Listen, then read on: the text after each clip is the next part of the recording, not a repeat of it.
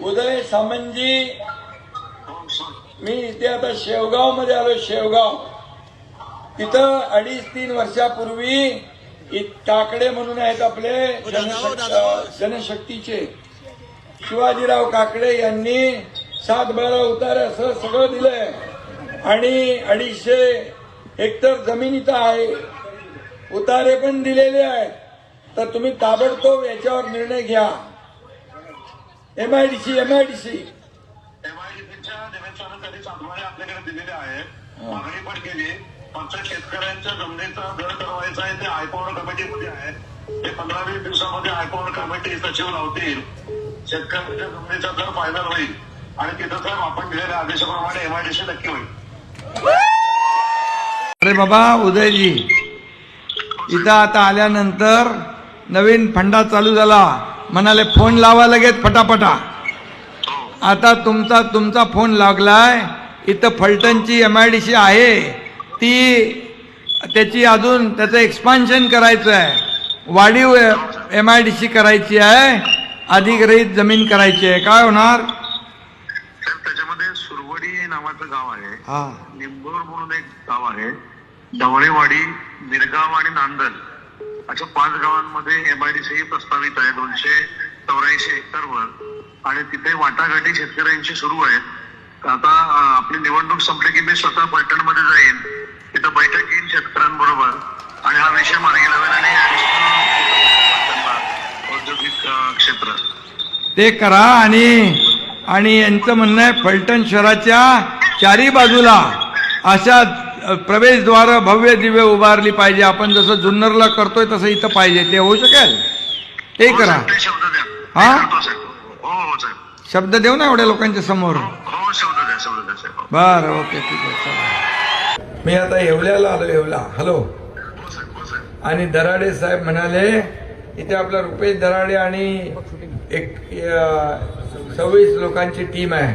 दराडे म्हणाले उद्योग मंत्र्यांना आम्ही सांगितलंय उद्योग आणा, पण आता तुम्ही एकदा त्यांच्याशी बोला की लवकर उद्योग इथं आले पाहिजे, रोजगार तरुणांना मिळाला पाहिजे. एमआयडीसी ऍक्विजिशन झालंय. मग आता इकडे 12 वर्ष झाले. आता काही 14 वर्षाचा वाट बघताय वनवास संपवायला? हा, आपल्याला आठवत असेल की आपण 6 महिन्यापूर्वी एक आदेश दिला होता की एवढा एमआयडीसी मध्ये जो जमिनीचा रेट आहे तो 1050 रुपये आहे. त्याच्यामुळे उद्योजक येत नाहीत आणि तो रेट आपण आपल्या आदेशाप्रमाणे 750 रुपये केला आहे. त्याच्यामुळे आता उद्योजक तिथे येतील. आचारसंहितेनंतर त्याची ऑर्डर निघेल आणि जास्तीत जास्त उद्योग करण्याचा आपण प्रयत्न करू. रेट जास्त असल्यामुळे लोक येत नव्हते. आपल्या सूचनेप्रमाणे ते 1000 रुपयाचा रेट 750 रुपये केलेला आहे. मग येतील आता ना? आता येतील. मग उद्योग येतील. शब्द देऊ का मी बाबा? आता मी बघा एकदा शब्द दिला की पाळतो. त्यामुळे तुम्ही तात्काळ त्याची प्रक्रिया करा. आणि बघा हे आता लोकांचा आग्रह आहे, कार्यकर्त्यांचा आग्रह आहे. बघा गृहनिर्माण विभाग पण माझ्याकडे आहे, नगर विकास पण माझ्याकडे आहे आणि आता उद्योग मंत्री आहेत. उद्योग मंत्री आपले उदय सामंतजी इथं अमोल खताळच्या संगमनेरला मी आलोय आणि त्यांची मागणी आहे एमआयडीसी पाहिजे. काय करणार तुम्ही? साहेब 15 दिवसापूर्वी आपल्या आदेशानुसार मी संगमनेरला गेलो होतो अमोल खताळ्यांच्या इथे आणि तिथंच आपल्या आदेशानुसार एमआयडीसी जाहीर केलेली आहे. आचारसंहिता संपल्यानंतर पुढच्या 2 महिन्यात आम्ही 2Gचं नोटिफिकेशन जे काढावं लागतं एमआयडीसीचं ते आम्ही नक्की काढू. नोटिफिकेशन 2 महिन्यात काढणार. ओके, चला, धन्यवाद. चला. अरे बाबा, हा एकनाथ शिंदे आहे. No reason, on the spot decision. Hello, आता मी किशोर अप्पाच्या इथं पाचोऱ्याला आहे.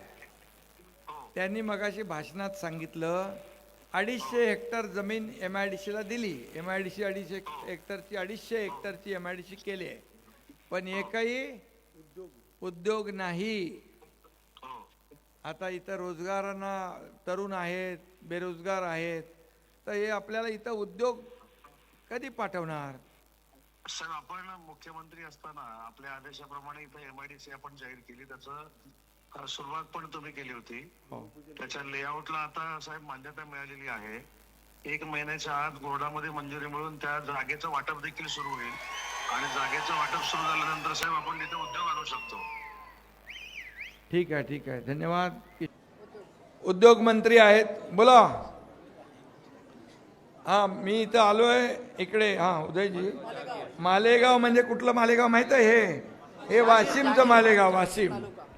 तर त्यांचं म्हणणं आहे इथं एक उद्योग आला पाहिजे चांगला मोठा, तर रोजगाराचा प्रश्न आहे. सगळे माझे इथं तरुण जे आहेत हे रोजगार त्यांच्या हाताला मिळाला पाहिजे. तुम्ही काय करणार?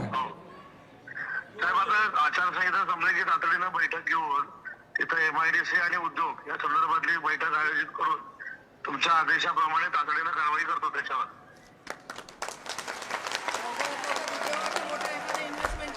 लवकरात लवकर हे इन्व्हेस्टमेंट आली पाहिजे, लोकांच्या रोजगाराला हाताला काम मिळालं पाहिजे, तरच विकास होणार आहे. आणि म्हणून बघा, बघतो करतो वगैरे काम नाही. एक घाव दोन तुकडा, चलो हो जाएगा तो हो जाएगा, फटाफट.